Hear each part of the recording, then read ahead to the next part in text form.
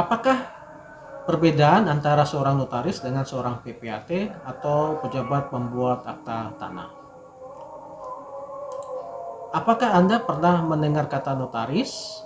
Mungkin pernah, bahkan Anda mungkin pernah menggunakan jasanya atau berhubungan kerja dengannya. Tetapi bagaimana dengan seorang PPAT? Apakah Anda pernah mendengar dan mengetahui apa itu PPAT dan apa tugas-tugasnya? Dan apakah perbedaan antara jabatan notaris dengan jabatan seorang PPAT atau pejabat pembuat akta tanah? Simak video ini sampai habis.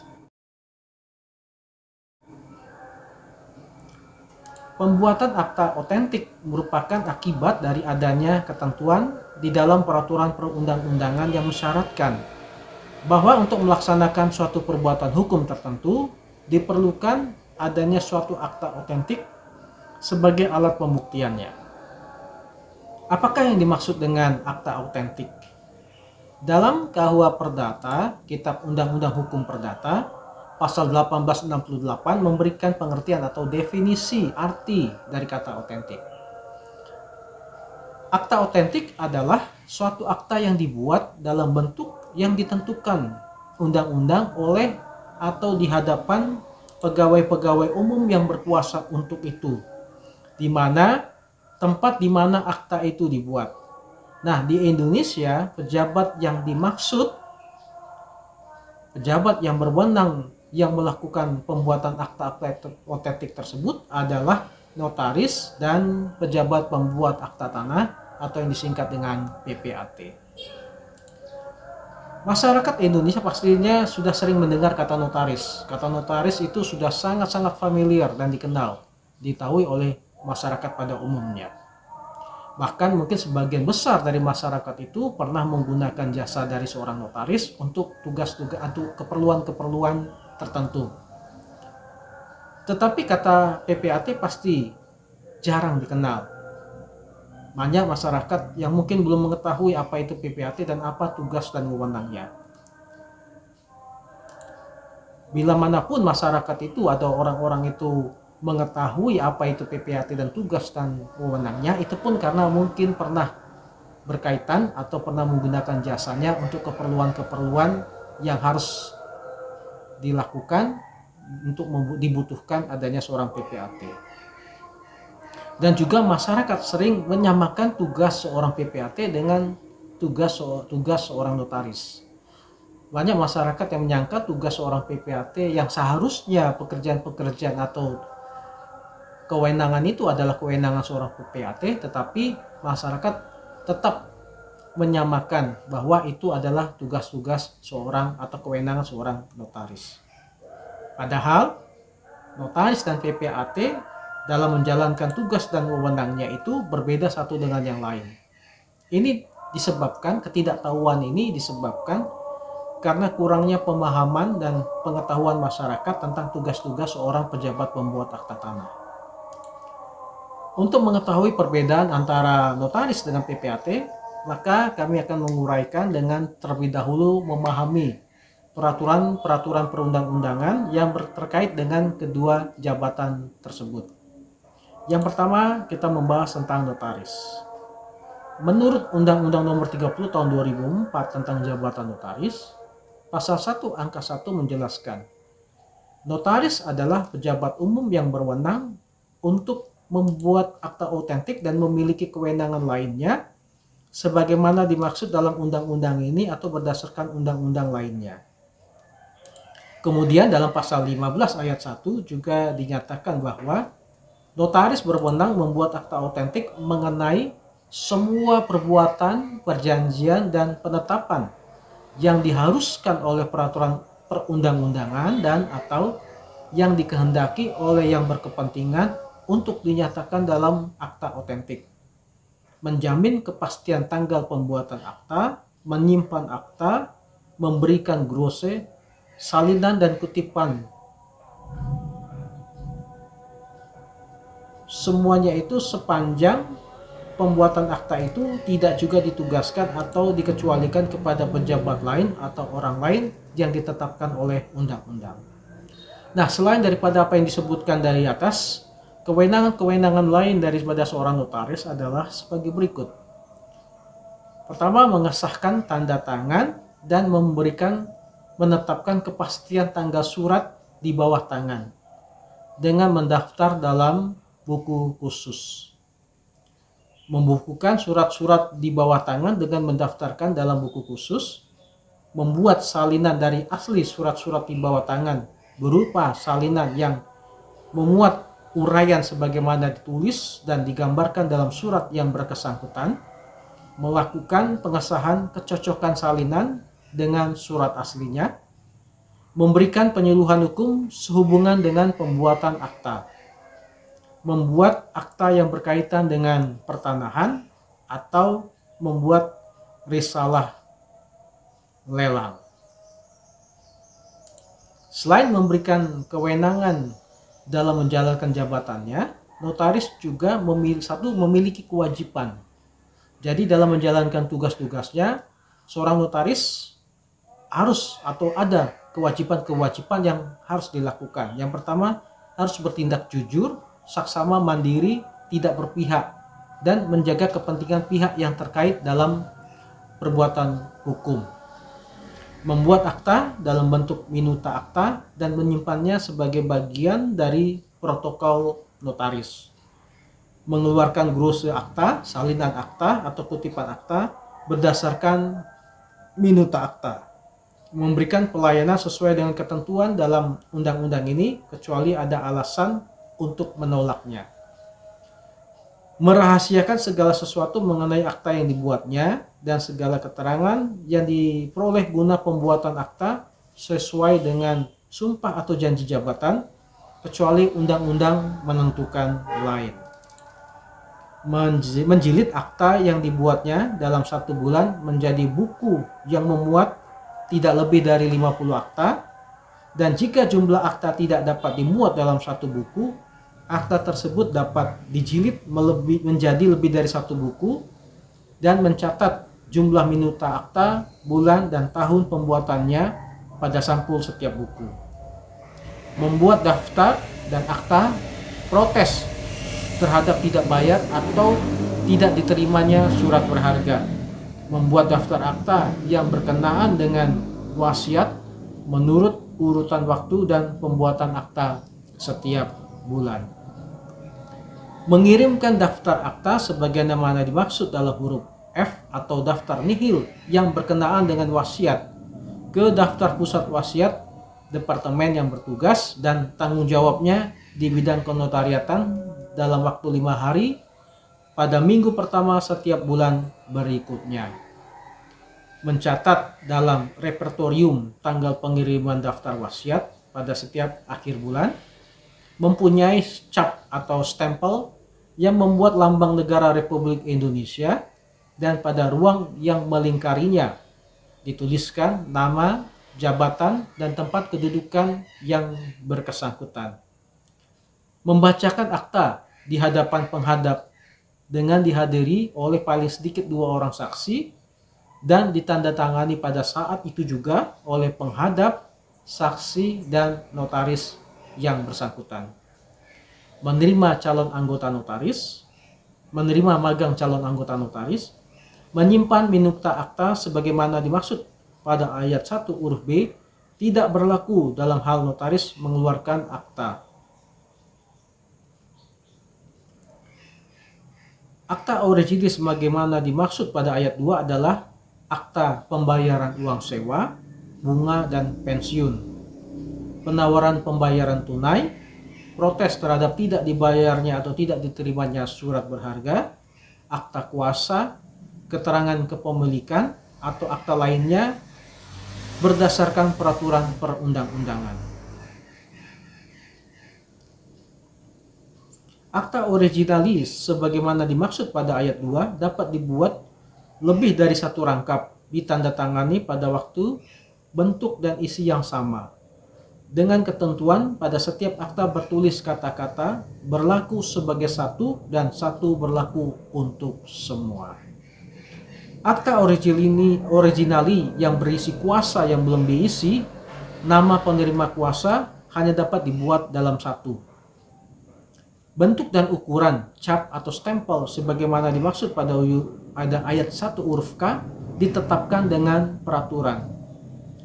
Pembacaan akta sebagaimana dimaksud pada ayat 1 huruf L tidak wajib dilakukan jika penghadap menghendaki agar akta tidak dibacakan karena penghadap telah membaca sendiri, mengetahui, dan memahami isinya, dengan ketentuan bahwa hal tersebut dinyatakan dalam penutup akta diparaf oleh penghadap, saksi, dan notaris. Jika salah satu syarat sebagaimana dimaksud pada ayat 1 huruf L dan pada ayat 7 tidak dipenuhi, akta yang bersangkutan hanya mempunyai kekuatan pembuktian sebagai akta di bawah tangan. Ketentuan sebagaimana dimaksud pada ayat 8 tidak berlaku untuk pembuatan akta. Nah, sekarang mengenai pejabat pembuat akta tanah atau PPAT. Pejabat pembuat akta tanah atau PPAT diatur menurut peraturan pemerintah nomor 24 tahun 2016 tentang perubahan atas peraturan pemerintah nomor 37 tahun 1998 tentang peraturan jabatan pejabat pembuat akta tanah dengan memberikan penjelasan sebagai berikut. PPAT atau pejabat pembuat akta tanah adalah pejabat umum yang diberi kewenangan untuk membuat akta-akta otentik mengenai perbuatan hukum tertentu mengenai hak atas tanah atau hak milik atas satuan rumah susun. Jadi seorang PPAT atau pejabat pembuat akta tanah adalah khusus tugas dan kewenangannya khusus membuat akta otentik yang terkait dengan hak atas tanah dan hak atas satuan rumah susun. PPAT bertugas untuk melaksanakan sebagian kegiatan pendaftaran tanah dengan membuat akta sebagai bukti telah dilakukannya perbuatan hukum tertentu.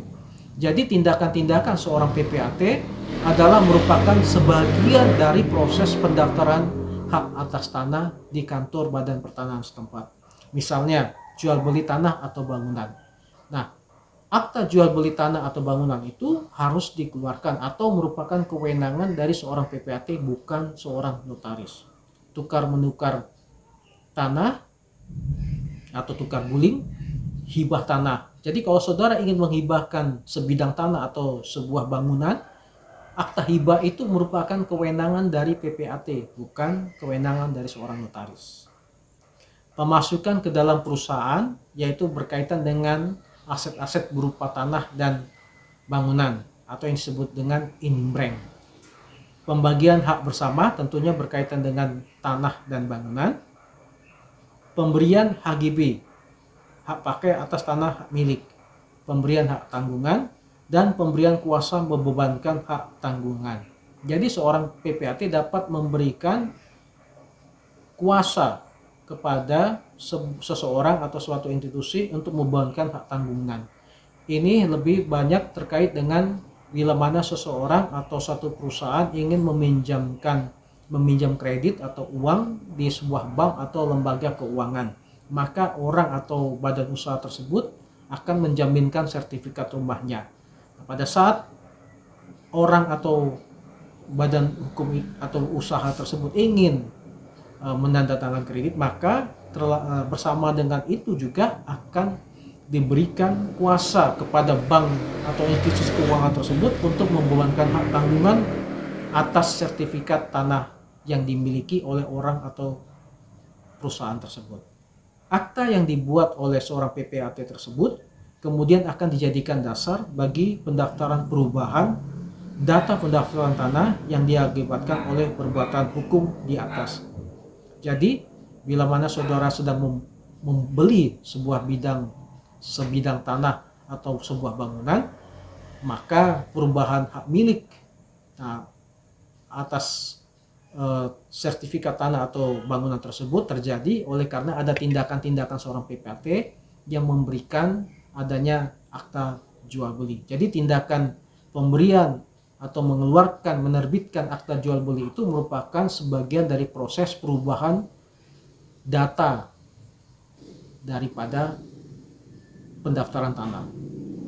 Berdasarkan penjelasan, pengertian dan wewenang dari notaris dan PPAT tersebut, dapat dilihat adanya perbedaan dan penegasan ruang lingkup kewenangan seorang notaris dan seorang PPAT, yakni seorang notaris berwenang dan membuat akta otentik yang berkaitan dengan pembuatan, perjanjian, dan penetapan yang harus dilakukan untuk menjamin kepastian hukum.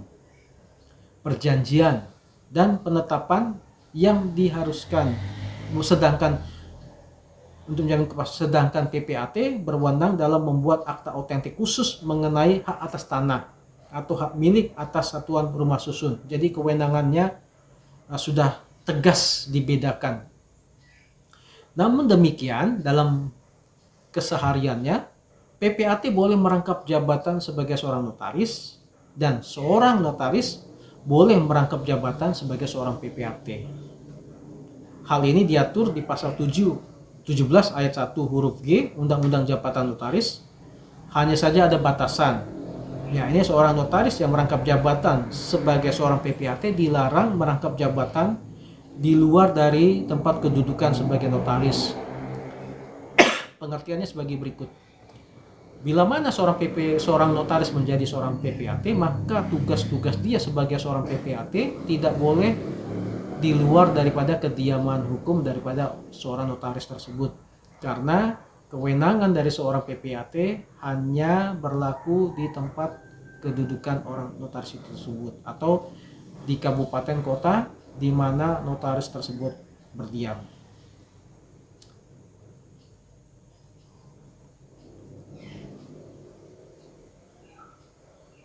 Perbedaan selanjutnya pada dasar hukum pengangkatan masing-masing jabatan.